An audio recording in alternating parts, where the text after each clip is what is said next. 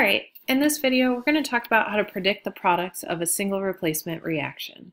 To do this, we're going to follow a few steps. Step one is that we're going to take whatever compound that we have and we're going to separate it into its individual ions. After we do that, then we need to determine the charges of what those ions will be. So if it's a regular element, we're going to look at the periodic table. If it is a polyatomic ion, we need to look at our polyatomic ion sheet. Once we've determined the charges on these ions, we're going to make new combinations. We're going to switch our ions around and find new partnerships. And then we're going to take our new partnerships, we're going to take their charges, we're going to swap and drop them so that we can write new chemical formulas for the new combinations of ions we put together.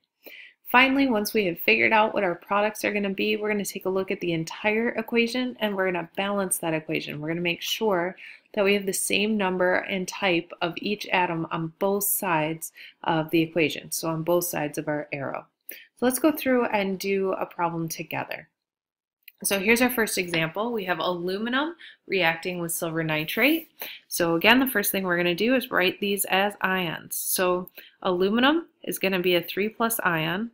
Silver is going to be a 1+ ion. Silver is always 1+. And then we're going to look at nitrate. That's going to come from our ion sheet. So make sure that you have that flipped out looking at your ion sheet. We know that nitrate is a -1 charge. So then the next thing we're going to do is we are going to swap our metals. So aluminum is a metal, silver is a metal. Metals replace metals in compounds. So aluminum is going to replace the silver. When it does that, it's going to be partnered with nitrate. So aluminum is going to be partnered with nitrate. So we're going to get aluminum and nitrate. And then poor silver is going to be all by itself. So this is that prom scenario. So when we made our prom analogies for equations, this is that prom analogy where you have a couple going to prom and sadly they break up. You have an individual who went to prom alone and is going to slide in there and steal this this guy's date. So when they break up, the single guy is going to move in and steal his partner. So we get a new combination. A new couple is formed and we have a new single one on its own. So now that we know our new combinations, we need to swap and drop charges to figure out what our formula is going to be for our compound. So we're going to take the 3 and put it with our nitrate. We're going to take the 1 from nitrate and put it with aluminum to get us this formula, 1Al and 3 nitrates, so NO3, 3. So the parentheses are important so that we can say that we have 3 of this compound nitrate. And then silver, when it's all by itself, metals, when they are alone, do not have a charge. So when metals are alone, they don't have a charge. So we're just going to write this as silver. Then the last step that we need to do is balance this. So if we look, we have 1 aluminum, 1 aluminum. So aluminum's okay. We have 1 silver, so that's okay. 1 nitrate, 3 nitrates. So this is unbalanced. So what I'm going to do to balance this out is I'm going to put a coefficient of 3 right here in front of silver nitrate. So now this means that we have 3 nitrates, but when we put the 3 here, it also changes silver. So now we have 3 silvers. So we need to do the same thing on the other side. So I'm going to add a coefficient of 3 in front of my silver. So now our problem is complete. We have the same amount of aluminum, 1 and 1. We have the same amount of nitrate, 3 and 3, and the same amount of silver, 3 and 3. So let's do another problem.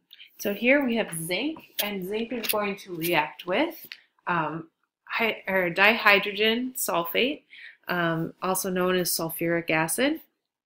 So let's write these as individual ions. So zinc is going to be 2+.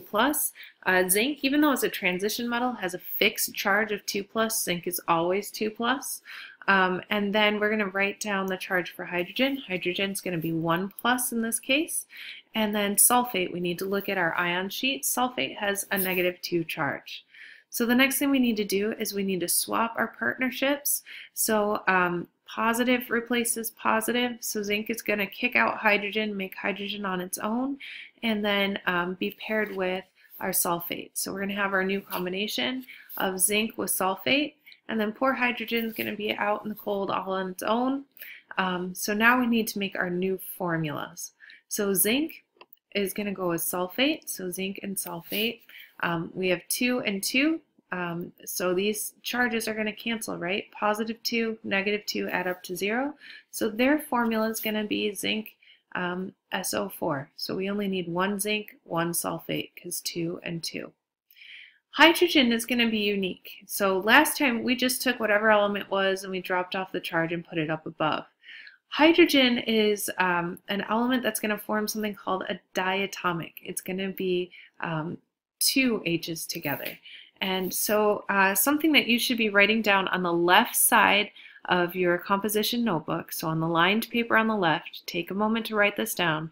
There are 7 elements that form what we call diatomic molecules. Diatomic molecules mean that we have 2 atoms attached together. So di meaning 2, atomic meaning atoms. So we have, for example, like fluorine, 2 fluorines, F2, Cl2.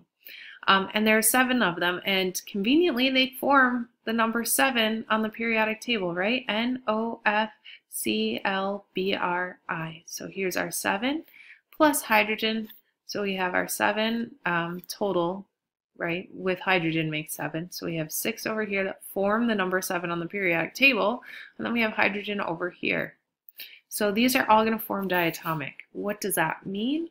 That means over here, hydrogen, when we go to write it, instead of hydrogen being on its own, hydrogen is going to be H2.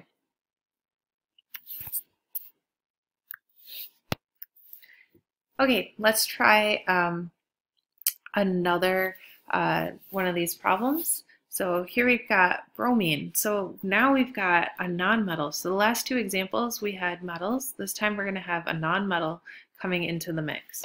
So we're going to write these down below. Again, write our ions. So if we look on the periodic table, bromine's in group 7. Bromine being in group 7 means that it's a -1 charge. Magnesium is a group 2 metal, meaning it's going to be +2. On the periodic table, iodine is a group 7, so we know that that's going to be a minus.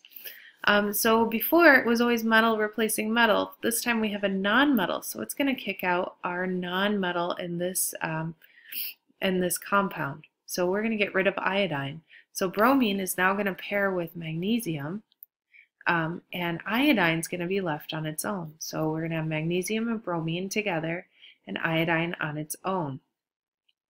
So let's write our new compound formula for magnesium with bromine.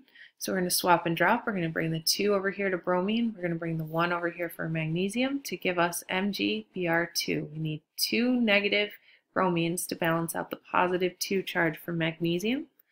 And then iodine. So let's remember our diatomics, and there it is. Iodine's one of our diatomics. So instead of just dropping the charge like we do with metals, we have to write it as a diatomic. So instead of just I up here, it's going to be I2. So then we look here, and then the last thing we need to do is make sure this guy is balanced. We have 2 bromines here, we have 2 bromines here, we have 1 magnesium here, we have 1 magnesium here, we have 2 iodines, 2 iodines. Our entire process is balanced.